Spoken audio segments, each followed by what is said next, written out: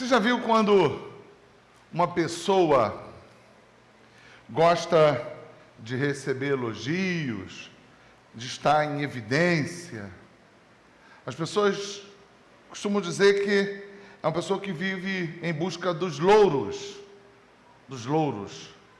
Ou seja, é uma pessoa que quer ser conhecida publicamente. Você sabe de onde sai esta expressão, querer os louros?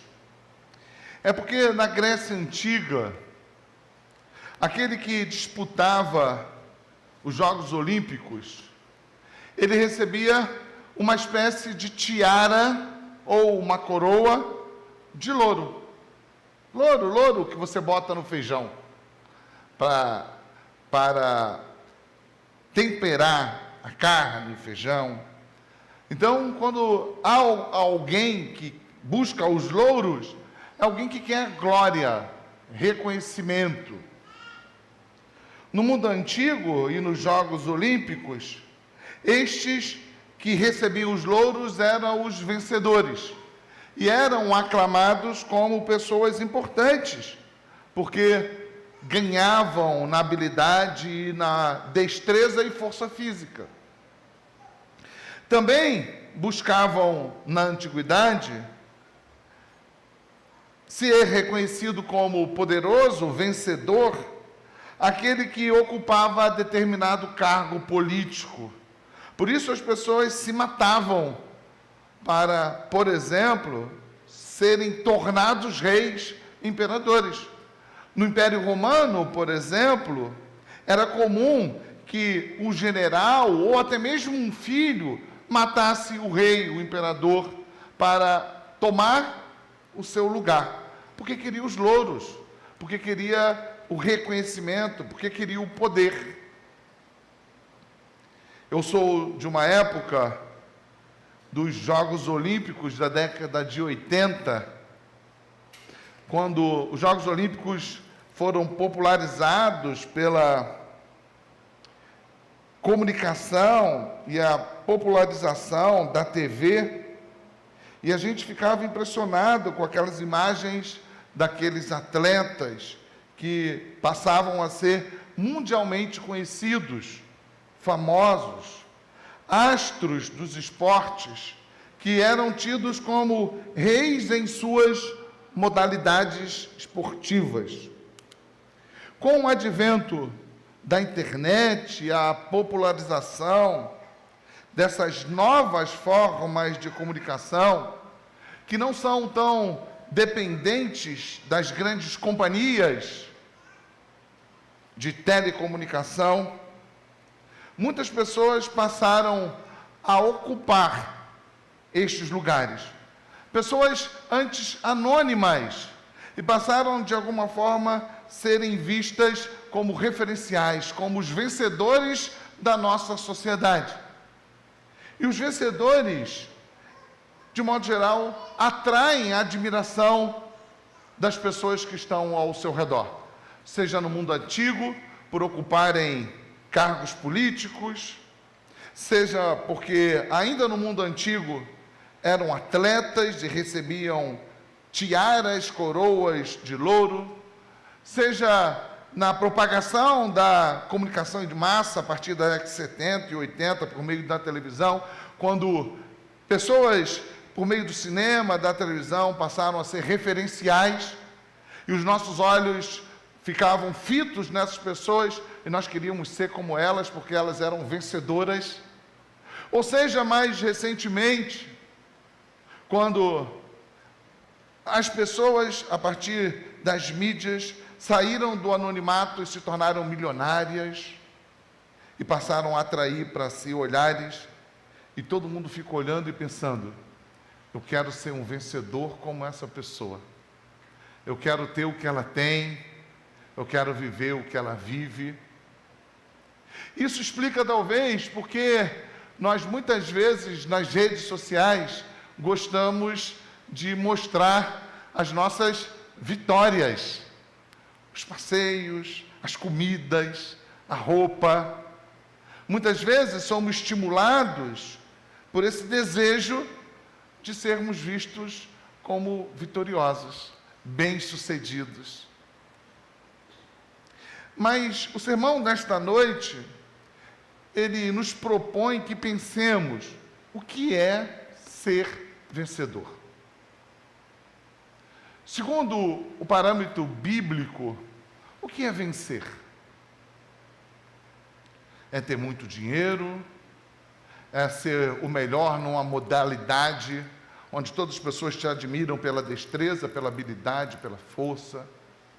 Tem a ver com o cargo político que você ocupa, ou pela quantidade de visualizações, sendo você agora um influenciador que move as mentes e os corações, atraindo as pessoas para si.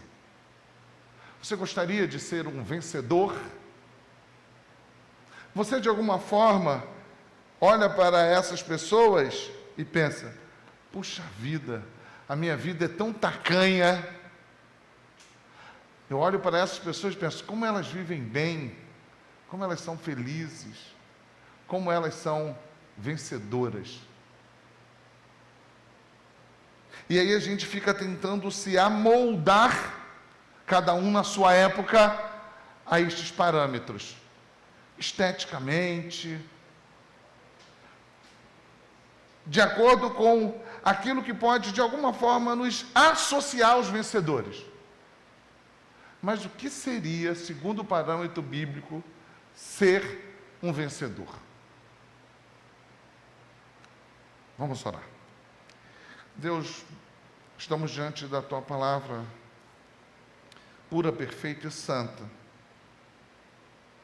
E estamos nós aqui, reunidos como Tua igreja, precisando, talvez não desejando, mas precisando ouvir do Senhor.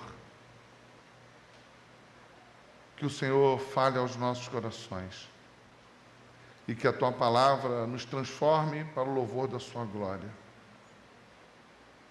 Que o Teu nome seja exaltado, que haja compreensão cognitiva, mas acima de tudo que as nossas mentes e corações sejam transformados. A imagem do Cristo de Deus é o que suplicamos em nome do Cristo, do Redentor, vivo, ressurreto. Amém. Muito bem, meus irmãos. Parece que, pela introdução, eu interrompi a sequência que nós víamos, comunicando a partir daquilo que o próprio João vinha falando. E o que João vinha falando insistentemente em sua carta, em sua epístola, sobre o amor. E parece-nos então que interrompemos, ou João agora está mudando de assunto. Eu quero dizer que ainda não. Que embora eu tenha feito este preâmbulo, embora eu tenha feito esta introdução a respeito do que é ser vencedor, do que é vencer, o que significa isso de fato, ainda estamos e ainda falaremos nesta noite de amor. E eu quero, então, se eu ainda não fiz, pedir que você abra lá a sua Bíblia, na Epístola de João, no capítulo 5. A Epístola de João, capítulo 5. Eu quero dizer aos irmãos, com muita humildade, ou suplicando ao Senhor que me faça humilde, eu quero dizer que estudar este texto, meditar neste texto, preparar o sermão, foi muito prazeroso para mim, no sentido de ver a beleza do texto, porque a Bíblia é o poder de Deus manifestado, comunicado aos homens, sabemos disso. Sabemos que a Bíblia fala da pessoa de Cristo. Sabemos que a Bíblia tem dois pilares que são repetidos do início ao fim: a lei, o Evangelho. A lei, o Evangelho. Sabemos que a Bíblia é a comunicação da sabedoria de Deus, que é o próprio Cristo encarnado. Mas eu quero dizer que a Bíblia também é bonita. Eu diria mais, é linda. É lindo você aprender de Deus e ver, assim como as canções, assim como a arte que tem a sua beleza, no sentido estético, é nesse sentido que eu quero dizer, como é bonito o texto bíblico, eu diria, de uma beleza incomparável. E, entre tantas coisas que eu aprendi, estudando esse texto, uma das experiências que eu tive foi de dizer, que lindo, como é linda a palavra de Deus. Então, eu quero te pedir que, abrindo lá, a gente possa ir meditando versículo a versículo, do versículo 1 até o versículo 5 de 1 João, capítulo 5. Ele começa dizendo assim: todo aquele que crê que Jesus é o Cristo é nascido de Deus. E eu quero, lembrando do que algumas vezes o Iago brincou comigo na meditação do texto, e ele ficava mexendo comigo, dizendo que eu lia uma palavra e dava 2 horas de sermões, e aí li um e depois disso tinha mais 20, 30 minutos de comentários. Mas eu quero, e eu lembrei do Iago agora, mas eu quero parar nessa parte, lembrando do Iago, e observar algumas coisas muito bonitas e importantes do que o texto está dizendo, já na primeira parte do primeiro versículo. Todo aquele que crê que Jesus é o Cristo de Deus, que é o Cristo, é nascido de Deus. Então, quero observar algumas coisas com vocês. Primeiro, o que João está dizendo aqui é que há um Cristo, o Cristo. E eu quero fazer distinção, a princípio, sendo a mesma pessoa, destas duas entidades, o Cristo e Jesus. Não são duas pessoas, eu quero fazer como se fosse, para que a gente entenda algo que eu quero dizer. O Cristo não é nome nem sobrenome. A palavra Cristo é a mesma, sendo uma expressão em grego, que Messias. Cristo e Messias quer dizer ungido, o separado, o eleito. Então, perceba o que a palavra Jesus Cristo quer dizer. Quer dizer que aquele homem que nasceu em Belém, que viveu na região da Galileia, que viveu na sua vida adulta em Cafarnaum, filho de Maria e José, carpinteiro, aquele homem chamado Jesus, ele é o Cristo. E isso é extremamente importante. Hoje, e eu vou, acredito, citar isso mais de uma vez, falávamos sobre isso na classe de novos membros. É importante, e eu tenho dito isso aqui, que entendamos dentro da teologia aquilo que na teologia sistemática é chamada de cristologia. Eu entendo que é um aspecto fundamental da fé cristã. Você precisa compreender a pessoa de Cristo, o seu caráter humano, a sua divindade, o nascimento virginal, a sua obra vicária, a sua morte, a sua ressurreição, a sua ascensão, para que você possa compreender as demais doutrinas. E eu falava, e eu não vou me estender disso, na classe, como, por exemplo, é comum que na igreja, hoje, não se dê valor sobre a importância, por exemplo, do nascimento virginal de Jesus Cristo, em Maria. Se você quebra isso, você quebra elementos importantes da compreensão a respeito de quem é Jesus. E não consegue compreender as suas duas naturezas numa mesma pessoa. E o que João está dizendo é que Jesus é o Cristo. E quem é o Cristo? É uma pessoa prometida por Deus, lá desde o Éden. Aquele que viria do ventre da mulher. E falávamos isso hoje, na classe de novos membros. A expectativa da humanidade é pelo surgimento, pelo aparecimento, pela revelação de um homem. De um homem.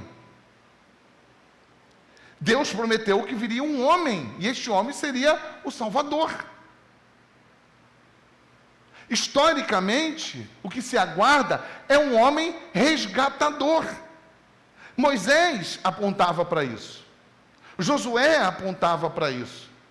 Cada um dos juízes, que poderiam ser chamados, ao invés de juízes, usando a expressão na língua original, poderiam ser chamados de resgatadores, ou seja, salvadores. O livro de Juízes poderia, hipoteticamente, ser chamado de resgatadores, o livro dos resgatadores.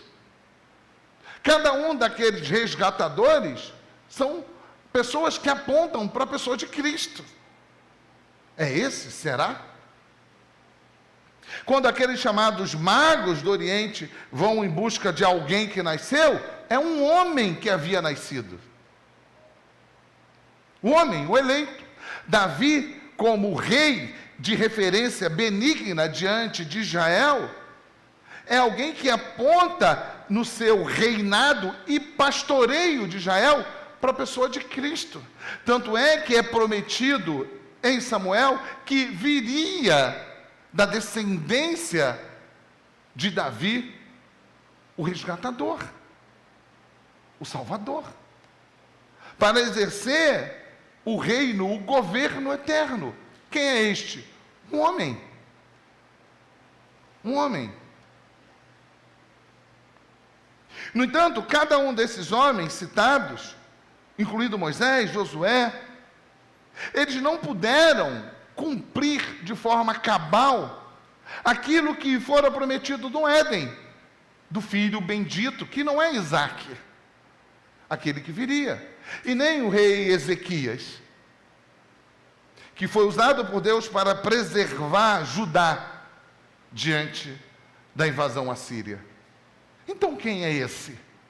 Quando João Batista, o último dos profetas, e o último que atrai para si a expectativa de que seria ele o Cristo, quando eles veem João Batista pregando, eles vão em cima de João Batista. E o que eles querem saber?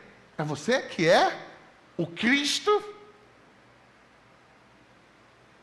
Então, perceba, o que João está dizendo é como se fosse uma esquina, como se fosse uma encruzilhada histórica, onde todas as vias chegam, culminam num ponto. E qual é esse ponto histórico, cósmico?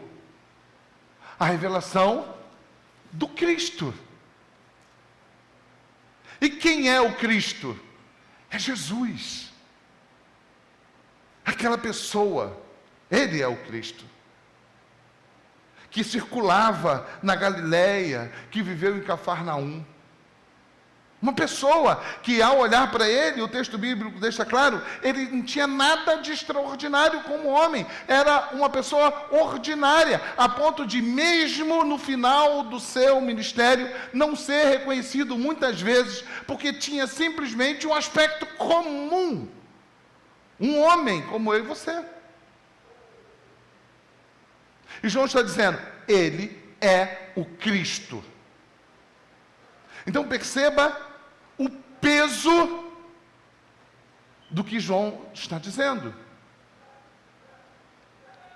O peso, o significado, a importância, a relevância. Nunca antes houve alguém como ele, nunca depois dele houve alguém como ele. Ele é único, singular. Ele é o Cristo.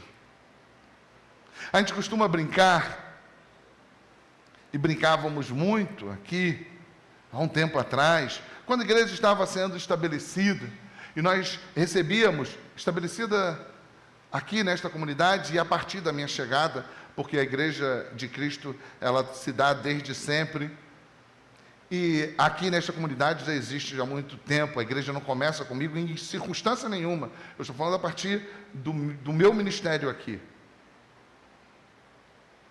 E quando começávamos aqui, e alguns vinham de algumas culturas, de outras igrejas, e as pessoas perguntavam a respeito do ungido de Deus,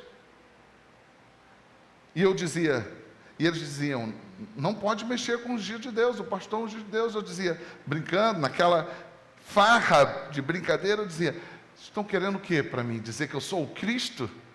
Porque todos que são chamados de ungido e foram ungidos, foram até que o ungido fosse revelado. Não há mais ninguém que possa exercer esse papel, porque o ungido já esteve entre nós, o Cristo. Eu sou uma pessoa comum, normal, ou anormal, como cada um de vocês. Os que antes eram separados, ungidos para funções e vivências em ministérios convocados por Deus, exerciam isso apontando para o Cristo que viria, o ungido, o Messias. Nenhum pastor é o ungido do Senhor, porque só há o ungido do Senhor, Cristo Jesus. Então é isso que João começa a dizer. Ele quer dizer que todo aquele que crê que Cristo, que Jesus é o Cristo, é nascido de Deus. E ainda lembrando do Iago, vamos ficar mais um pouquinho aqui. Porque ele nos fala algo que, mais uma vez, falamos hoje na classe de novos membros. Perceba, e talvez você não consiga perceber isso com clareza, mas na língua original, no grego, essa palavra nascido está numa voz passiva, de alguém que recebe uma ação. Você foi feito. O quê? Nascido. Houve uma ação sobre você. Você não é o autor da ação, você recebe a ação. E ele nos revela algo importante, para que compreendamos um pouco a respeito do processo da nossa salvação. Porque nós não podemos crer enquanto mortos, enquanto inimigos de Deus. E o texto então vai clarificar uma coisa para nós, que nós primeiro nascemos para depois crer. Primeiro nascemos para depois crermos. O texto diz, todo aquele que crê em Cristo Jesus, todo aquele que crê que Jesus é o Cristo, é nascido de Deus. Então, só pode crer se você sofreu a ação do novo nascimento, para que então você possa ter a fé salvífica e compreender o teu status e quem é a pessoa de Cristo. Esta capacidade de conhecimento não é dado aos mortos. O Espírito nos traz do seu selo, do seu penhor, nos vivifica, para que então possamos ver e entendermos o sangue do Cordeiro sendo derramado na cruz do Calvário. E não se esqueça, estamos falando de ser vencedor e de amarmos a Deus e ao próximo. João está trazendo de forma bela e, de certa forma, complexa para mim, algo que vai mais uma vez ratificar o que lemos. Precisamos amar a Deus e ao próximo. E ele começa trazendo essas informações bíblicas importantes. Jesus, aquele que teve fome, que ficou frustrado, triste, aquele que se cansou, aquele que teve sede, aquele que sentiu dor, homem, e como homem foi tentado. Jesus, ele é o Cristo. João vai dizer que ele é o Verbo encarnado, uma natureza plena como homem e uma natureza plena como Deus. Ele é o Cristo. Mas só conseguimos compreender quem ele é se nascermos de novo. Por isso que, ao dizer que ele era antes de Abraão, os judeus, quando ele estava na festa do tabernáculo, queriam matá-lo. Por isso que diziam que ele tinha demônio.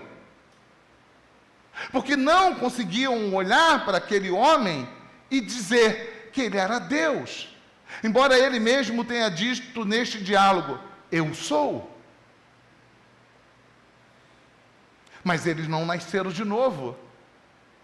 E na nossa condição natural, não podemos crer, não podemos entender, não podemos reconhecê-lo como Senhor. O homem natural é inimigo de Deus, não vê, não enxerga, não entende. Embora ainda assim seja responsável pelos seus atos. Por isso que quando Simeão e Ana viram Jesus ainda menino sendo apresentado no templo, menino, provavelmente com 30, 40 dias de nascido, olharam para ele e reconheceram como Senhor. Senhor, agora o Senhor pode me levar. Algo repetido por Simeão e por Ana. Eu vi a redenção de Israel. Eu vi a esperança de Israel. Eu vi Jesus, o Cristo. É isso que eles estão vendo. Como ver? Como ver? Nascendo de novo. E é isso que João está dizendo, coisas importantíssimas para a igreja. Jesus é o Cristo. Nós só somos aceitos diante de Deus porque existe um homem à destra do Pai. É impressionante como isso é novidade, como isso é estranho para muitas pessoas, que existe um homem à destra de Deus, um homem à destra de Deus. E se esse homem não estivesse à destra de Deus, o Pai, nós não poderíamos nos achegar a este Deus. Como diz o Salmo 24, quem é que pode chegar ao Monte Santo? Aquele que é limpo de mãos e puro de coração. Quem é? Exceto Cristo, o Rei da Glória, o Senhor dos Exércitos. Nós jamais poderíamos ser reconciliados, postos para fora do jardim, permaneceríamos ali para sempre, recebendo de forma contínua a sentença, porque o salário do pecado é a morte. Mas pelos seus méritos ele venceu a morte, para que nele nós tenhamos vida, e vida em abundância. O Cristo de Deus, Jesus é o Cristo. E só pode entender isso aquele que é nascido de novo. Se o Espírito não vivificar, se o Espírito não regenerar, e essa palavra Pedro nas suas epístolas usa repetidas vezes, e no grego essa palavra quer dizer novo nascimento. É o que Jesus diz para Nicodemos: é necessário que você nasça de novo. É o que o Espírito Santo faz. Aliás, é o que o Espírito Santo faz, dando vida desde sempre. Porque foi o sopro, o Espírito, que moveu aquele que era feito de barro, para deixar de ser barro e ser vivificado. É o mesmo Espírito que torna estas palavras inspiradas, ou seja, movidas pelo Espírito. A palavra inspirada quer dizer isso: movido, criado pelo Espírito. A mesma palavra que deu vida a Adão, a mesma palavra que move esta palavra, o mesmo Espírito, é o mesmo Espírito que tira o homem da condição de morto para a vida, para a condição de vivo. Você entendeu isso? Eu vou insistir, você entendeu isso? E aí você crê. E é importante que você pergunte a você mesmo neste momento, se você entendeu isso. Porque só faz sentido continuarmos se você entendeu isso. Se você não entendeu isso, o que vai se seguir, embora seja algo que já foi repetido outras vezes, ele está trazendo outros elementos estéticos, de conteúdo, de informação, de verdade, mas estéticos, para tornar essa mensagem nesta noite, por ele, ainda mais bonita para mim, da forma como ela é escrita, da forma como ela é elaborada, é inteligente, é lindo. A forma como Deus faz com que João pegue na minha mão, Hilton, e fale: venha nesse caminho que eu quero te mostrar algo. E nesse caminho eu vejo coisas lindas. Eu estava morto e fui soprado. Soprado. Ganhei vida. E nisso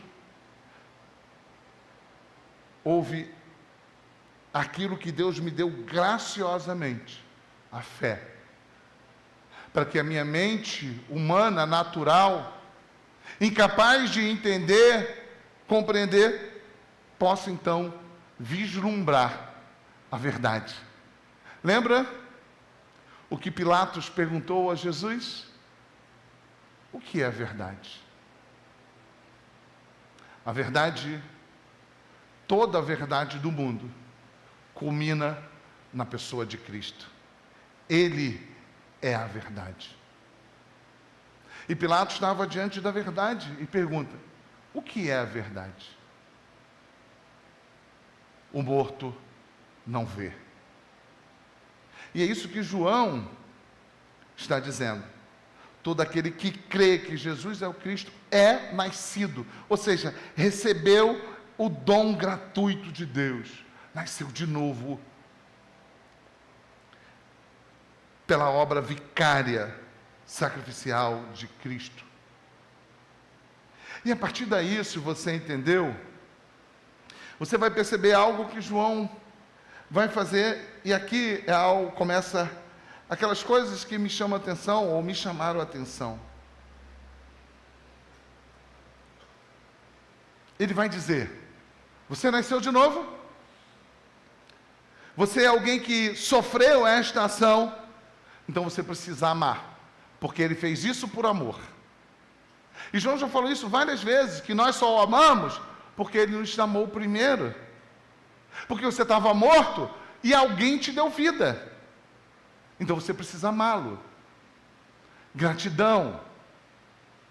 Grato por quem, estando você morto, te deu vida.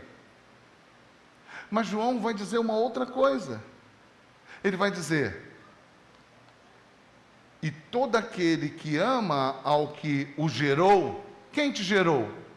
Se você é igreja, quem te gerou? Deus, pela ação do Espírito. Então todo aquele que ama ao que o gerou, ou seja, todo aquele que nasceu de novo e ama a Deus, também ama ao que dele é nascido.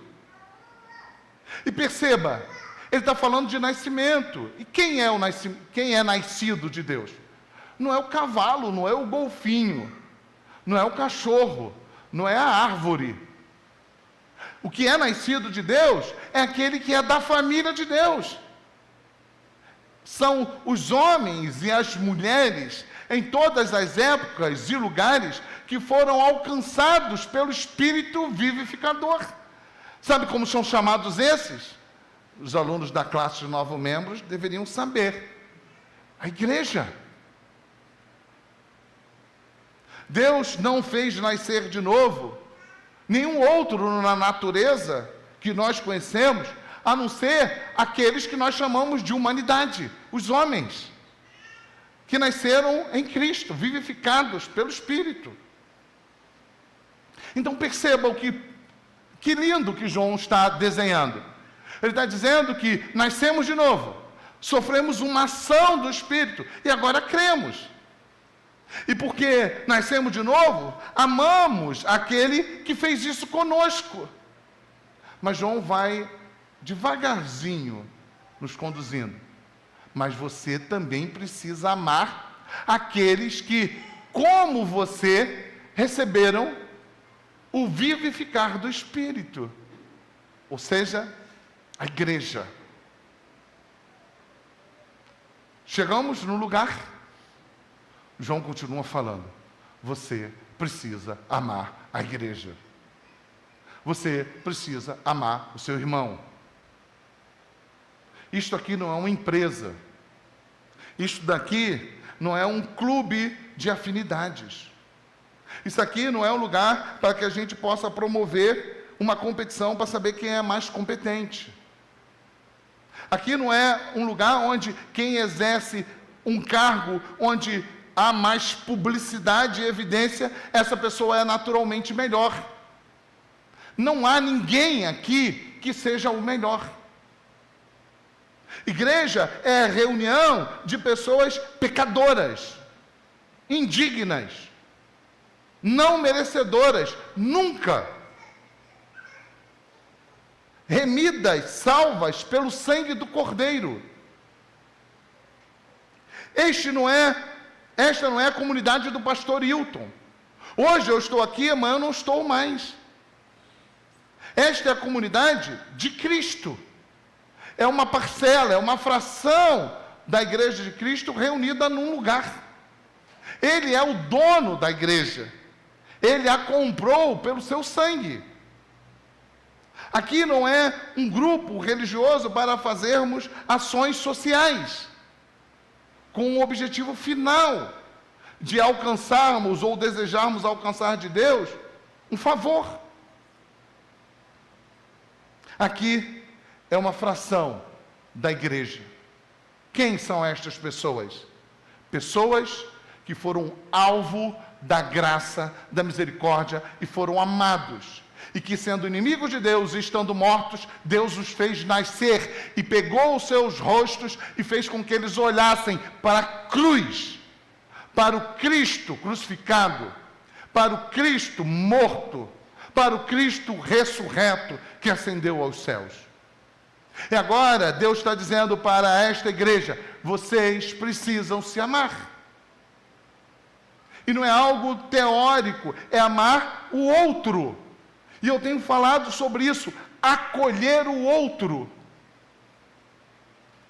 Eu falei isso hoje na classe, sem citar nomes, agora aqui, mas lá eu citei. O que você sabe desta pessoa que está aqui na classe com você? Você está convivendo com essa pessoa 2, 3 meses. O quanto você se importa? Não é um lugar onde você vai num dia da semana para aplacar a sua necessidade religiosa. João está dizendo que você precisa se incomodar com o outro. Você não vai conseguir fazer isso com muitos, mas com alguns. Perceba, João não está dizendo: olha, seja amado pelos seus irmãos.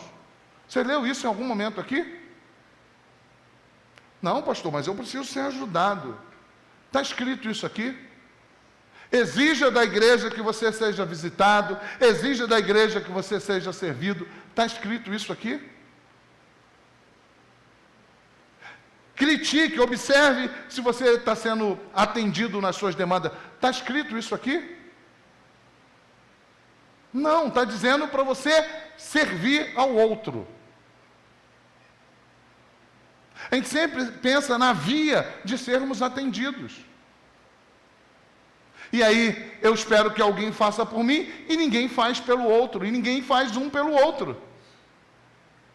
Fica todo mundo na expectativa, porque isso é a função do líder da juventude, do pastor, do presbítero, do diácono.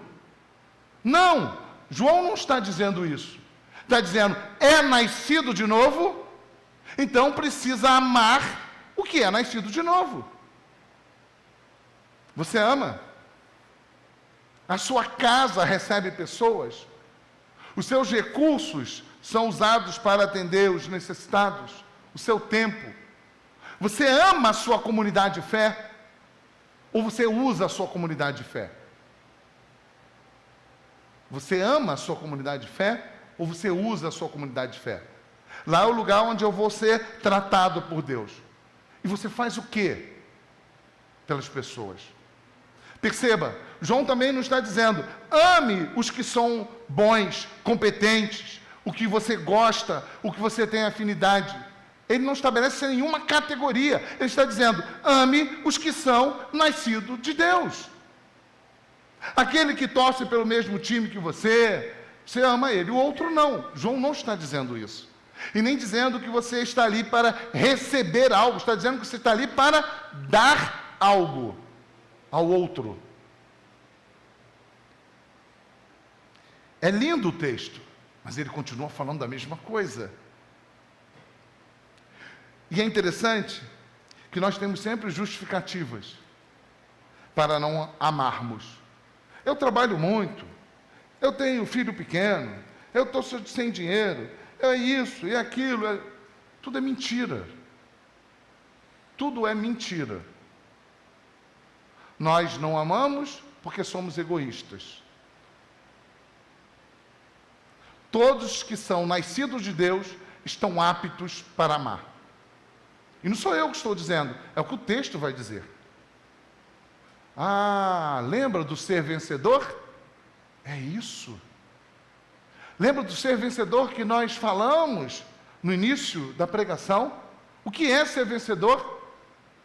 Já quero adiantar a conclusão do sermão. É não viver de forma natural. Para a Bíblia, ser vencedor é não viver como aqueles que desconhecem a Deus. Não tem a ver com o número de curtidas, de dinheiro, de viagens, de comida. É ser mais parecido com Cristo. E como isso é perceptível? Também na nossa relação com o nosso irmão. Mais uma vez, João não está falando de amar inimigos, como Jesus fala. Ele está falando de amar o irmão. Amar o irmão. Por isso que muitas vezes as pessoas ficam cansadas na igreja. Por isso que muitas vezes os ministérios dos pastores são encurtados. Porque as pessoas esperam que o pastor ame. E que o pastor ame, olha se o pastor se deixar de me amar. Eu vou sair, vou para outra igreja. Ainda vou reclamar. Mas o texto não está falando do pastor, está falando do nascido de novo. Que deve amar os que são nascidos.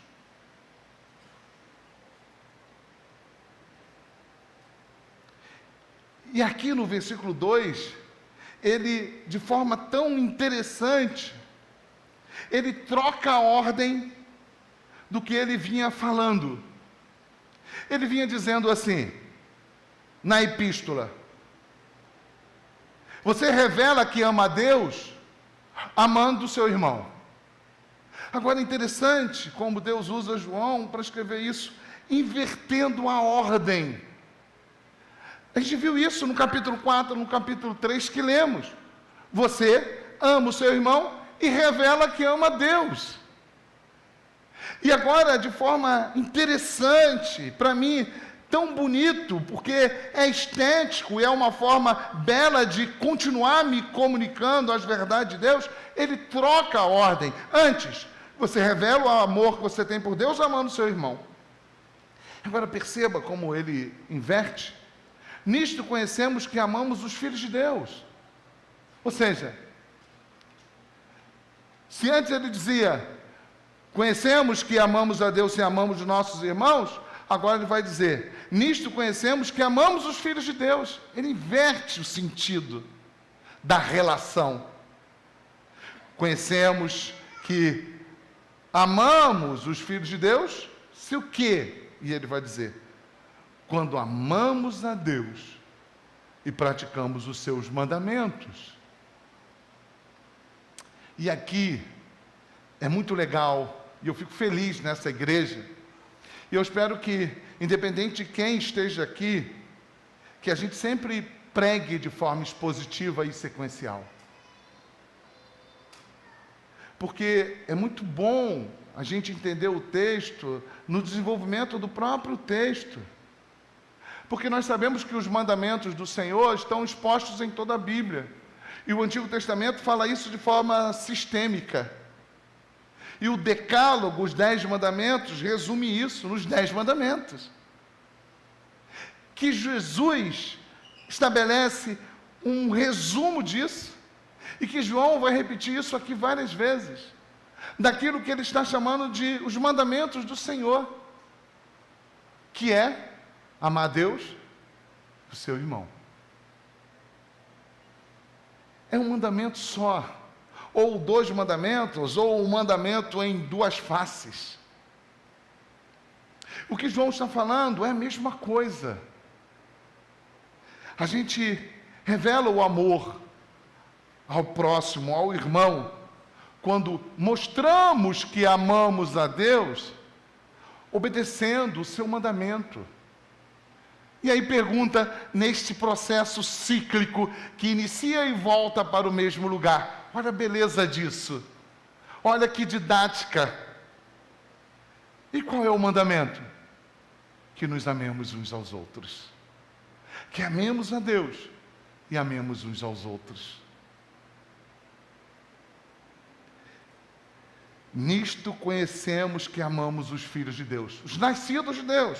De que modo? Amando a Deus e ouvindo o que Ele diz. E o que Ele diz?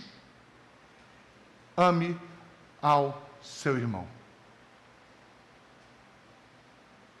Hoje na classe, eu dei um conselho, que eu quero repetir aqui. Faça uma lista. Ao invés de você ficar pensando que as pessoas poderiam te assistir, faça uma lista, baseado no número de pessoas que Jesus andava. 12 pessoas, 10 pessoas, algo próximo disso. E fala assim, esta semana eu vou me preocupar com estas 10 pessoas. Mas não fale só com pessoas que você conhece e gosta.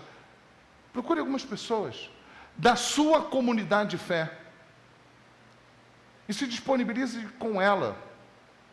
Se coloque à disposição. Talvez a pessoa não vá falar das suas necessidades, problemas, talvez não precise. Mas revele o seu amor. O amor é prático.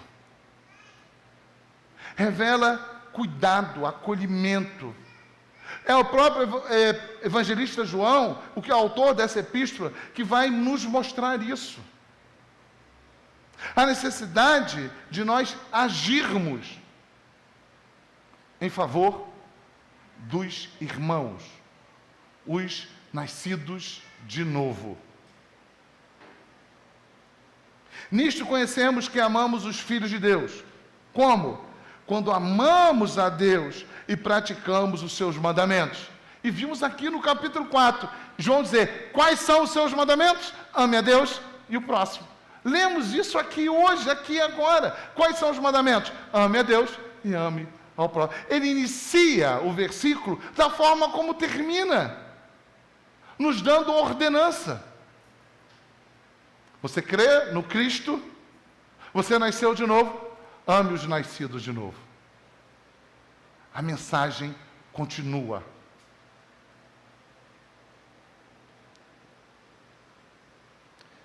Porque este é o amor de Deus. Que guardemos os seus mandamentos, a lei e o evangelho. A lei falando daquilo que ele estabelece como ordenança, que revela o seu caráter, a sua justiça. Mas a própria Bíblia diz que o fim da lei é Cristo. E isto é a revelação do amor de Deus. A lei revela o amor de Deus, não só a justiça. Por quê? Porque o fim da lei é Cristo. Porque este é o amor de Deus, que guardemos os seus mandamentos, é ato, é ação, é cognitivo, mas é ação. E quais são os mandamentos? Amá-lo e ao próximo. E se você olhar a estrutura do decálogo, é isso que fala. Os 4 primeiros mandamentos, a nossa relação com Deus. Os outros 6 mandamentos, as nossas relações. Dividido exatamente assim. Começando com a nossa relação com Deus, depois falando da forma como devemos cultuá-lo. E começa, a partir do mandamento 5º, falando da nossa relação com os nossos pais. Ou seja, o nosso próximo mais próximo. Para fazer o quê? Honrar, ação, amor. Não é um sentimento, ou não é só isso. A igreja não é um lugar, um supermercado que você vai buscar suprimento. Vou repetir. Igreja não é um lugar que você vai buscar suprimento. A igreja é a família de Deus. É o corpo de Cristo. Por isso que é importante que nós nos amemos. Se você usa a igreja como lugar de buscar suprimento, você não entendeu. Eu vou para buscar a minha bênção. Você não entendeu. Você já recebeu a sua bênção se você é a igreja. Você foi nascido de novo. Você não nasceu de novo. Você foi nascido de novo. Alguém, de modo antinatural, te fez nascer. Porque você não poderia nascer sozinho. E agora é uma atribuição que lhe é dado. Você precisa amar o seu irmão. Não queira fazer isso com todo mundo. Você não vai conseguir. Mas você precisa fazer isso com alguns. E se todos fizessem com alguns, sabe o que aconteceria? Sabe o que aconteceria? Todos seriam assistidos. Todos seriam assistidos.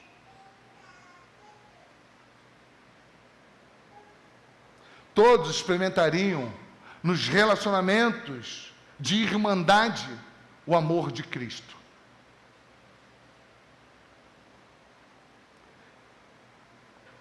Porque este é o amor de Deus, que guardemos os seus mandamentos. Ora, os seus mandamentos não são penosos. E talvez aqui você pense, penoso, como, não estou dizendo que a palavra está errada, é isso mesmo, a tradução está correta. Mas o lugar mais simples de entendermos penoso, talvez seja pesado, triste.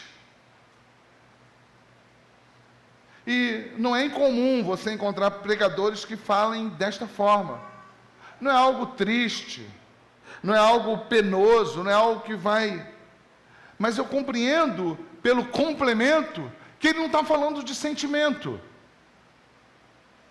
Eu entendo o que ele está dizendo acerca de ser possível e não ser possível. De ser algo tangível e não ser tangível. De ser algo realizável e não ser realizável. O que eu entendo, o que João está dizendo, é que amar ao próximo, amar ao seu irmão, é possível. É possível. Não precisa ficar se justificando. É possível para o que é nascido de novo. E eu não estou tirando isso da minha cabeça. O complemento do texto aponta para isso.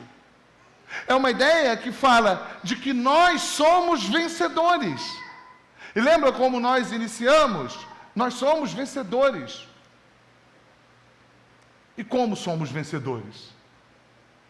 Vencendo a nossa incapacidade de amar.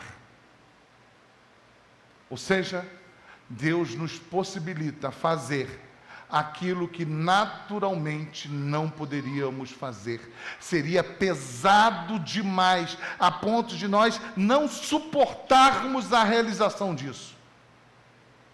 Mas ele está dizendo, é possível. Por quê? Porque nascemos de novo.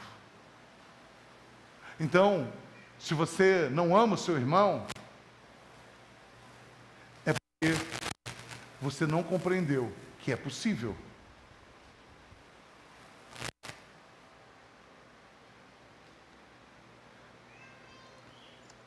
Porque, versículo 4, todo que é nascido de Deus vence o mundo.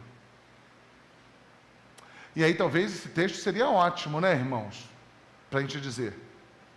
Levanta a mão sobre o doente e diz, você está curado, porque você vence o mundo. E a morte é deste mundo.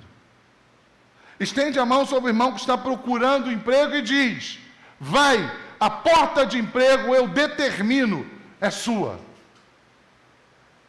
Ou então, ungir o seu carro e, como aconteceu com o meu, estender a mão e dizer, pronto, ninguém vai tocar no teu carro ungido do Senhor.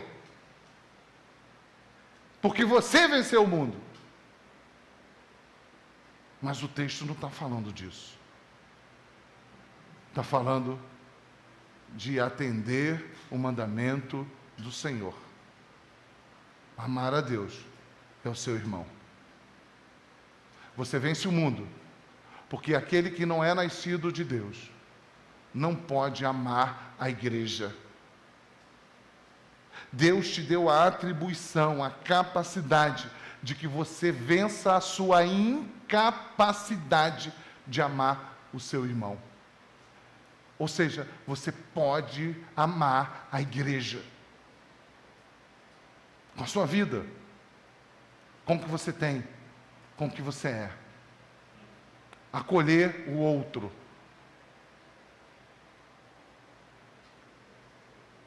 Porque todo que é nascido de Deus vence o mundo.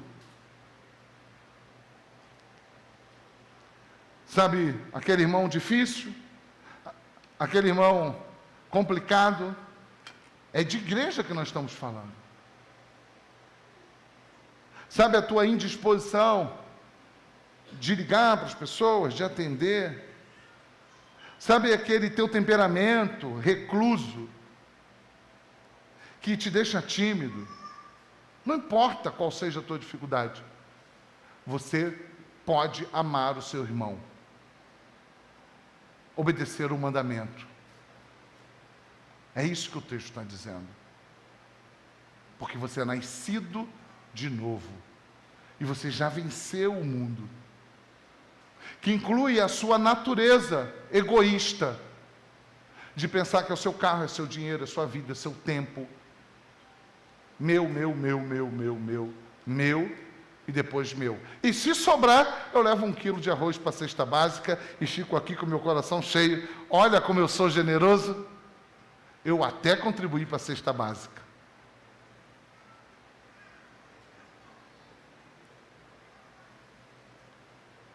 Porque todo que é nascido de Deus vence o mundo. E esta é a vitória que vence o mundo: a nossa fé. Agora, nascidos de novo, nós entendemos quem é Cristo. E como o próprio João já disse, nós precisamos amar como Ele nos amou. Perceba a beleza do texto, como todas as pontas estão amarradas. Agora, do ponto de vista cognitivo, eu posso olhar e entender, porque fé tem a ver com a capacidade de entender os desígnios de Deus. Todas as pontas do texto estão amarradas. Perceba como no versículo 4, ele volta lá para o versículo 1. Você crê porque nasceu de novo. Então você pode vencer o mundo. E isso tem a ver com a tua fé, a sua condição. E o que é vencer o mundo? É mais simples, mas talvez seja mais difícil. Amar a Deus e ao próximo. Quem é que vence o mundo? Versículo 5. Senão aquele que crer ser Jesus, o Filho de Deus. E quem é esse? A igreja. O nascido de novo. O que sabe que Jesus é o Cristo. O que foi vivificado. Que precisa ouvir o mandamento de Deus: amar a Deus e ao próximo. Não é sobre o que você não recebe do seu irmão, é sobre o que você não dá ao seu irmão. Não é sobre o que as pessoas não têm feito com você, mas sobre o que você não tem feito para as pessoas.